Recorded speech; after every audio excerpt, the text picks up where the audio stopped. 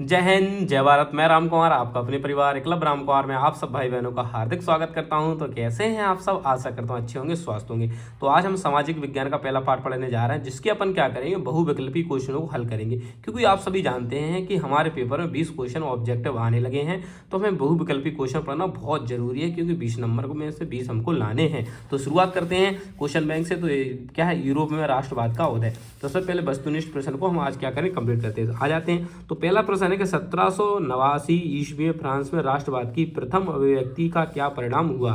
तो यह फ्रांस की क्रांति। तो अगर आपसे पूछ लेता है कि फ्रांस की क्रांति कब हुई, तो आप कह सकते हैं 1789 में फ्रांस की क्रांति हुई थी। अब वियना की संधि कब हुई थी? तो 1815 ईस्वी में वियना की संधि हुई थी। ये सभी क्वेश्चन आपके पेपर में पूछे गए हैं। इटली का एकीकरण किसके नेतृत्व में किया गया था? तो आप कह सकते हैं ग्यूसेप गेरिबाल्डी। ग्यूसेप गेरिबाल्डी थे, तो उसके समय इटली का एकीकरण किया गया था। अब श्रीलंका का स्वतंत्र राष्ट्र कब हुआ था? तो 1948, 4 फरवरी 1948 को श्रीलंका स्वतंत्र हुआ था। भारत देश कब स्वतंत्र हुआ था? तो आप कहोगे 15 अगस्त 1947 को हुआ था। अगर पूछ लेता पाकिस्तान कब स्वतंत्र हुआ था, तो आप कहोगे 14 अगस्त 1947 को। राष्ट्रवाद का प्रारंभ जिस देश से हुआ वह कौन सा? तो फ्रांस। जो राष्ट्रवाद की जो प्रारंभ हुआ है, तो वो कहाँ से हुआ? फ्रांस हुआ है। 1944 में ब्रिटेन वुड्स सम्मेलन कहाँ आयोजित किया गया था? तो आप कह सकते हैं अमेरिका में, न्यू हैम्पशायर में। अमेरिका में किया गया था, वो क्या था? न्यू हैम्पशायर था, जहाँ से किया गया था। अब क्या, ऑटो वॉन बिस्मार्क का संबंध किस देश से था? तो ये किससे था? जर्मनी से था। फ्रांस की क्रांति कब हुई? तो पूछ लिया, वही क्वेश्चन 1789 ईस्वी में हुई थी। रूसो संबंधित था, तो रूसो संबंधित था फ्रांस की क्रांति से। रूसो पूछ सकता है, तो रूसो के संबंध में फ्रांस की क्रांति संबंधित था। अब प्रथम विश्व युद्ध समाप्त हुआ था, तो आप कहोगे 1918 में विश्व युद्ध समाप्त हुआ था। 1914 से स्टार्ट हुआ था, 1918 ईस्वी में क्या हो गया था? समाप्त हो गया था प्रथम विश्व युद्ध। द्वितीय विश्व युद्ध कब से कब तक चला था? तो 1939 से 1945 तक द्वितीय विश्व युद्ध चला था। पुनः जागरण युग का अभ्युदय किस देश से हुआ था? तो इटली से हुआ था। पुनः जागरण युग कहाँ से शुरू हुआ था? तो आपको वही इटली से हुआ था। और फ्रांसीसी क्रांति का प्रारंभ कब हुआ था? फिर पूछा 1789 ईस्वी में हुआ था। प्रथम विश्व प्रारंभ कब हुआ था? 1914 ईस्वी में हुआ। समाप्त कब? तो 1918 में हुआ था, अभी बताया।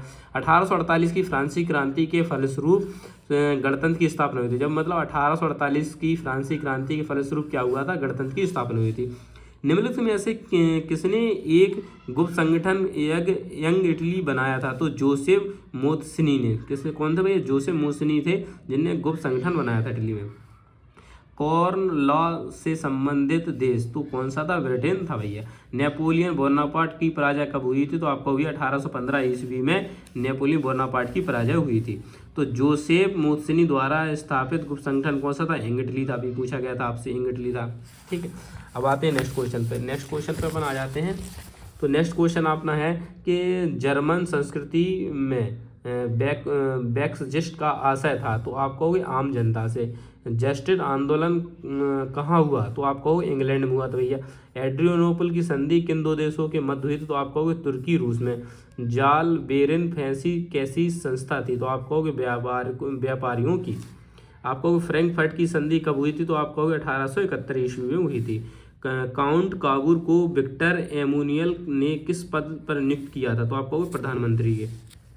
रक्त एवं लोहे की नीति का अवलंबन किसने किया था? तो आपको ऑटो वॉन बिस्मार्क ने।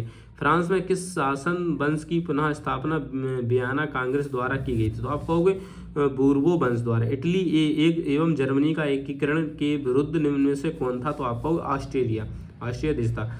मेजनी का संबंध किस संगठन से? तो आप कहोगे कार्बोनरी ने। फ्रांसीसी कलाकार फेडरिक सरियू के चारों चित्रों का संकलन कब बनाई गई थी? तो आपको 1848 ईस्वी में। तो आज वीडियो को यहीं समाप्त करते हैं। हमने जो पहला पार्ट है इसके हमने ऑब्जेक्टिव क्वेश्चनों को कंप्लीट कर लिया है। आपको पूरे जितने भी चैप्टर है सबके पहले मैं ऑब्जेक्टिव क्वेश्चनों को हल कराऊंगा, फिर इसके बाद आपके शॉर्ट क्वेश्चन को हल कराऊंगा, फिर आपके लॉन्ग क्वेश्चन को हल कराऊंगा। इस तरीके से आपकी पूरी सामाजिक को मैं कंप्लीट कराऊंगा क्वेश्चन बैंक से। तो मिलता हूँ नेक्स्ट वीडियो में, तब तक के लिए जय हिंद जय भारत, इंकलाब जिंदाबाद।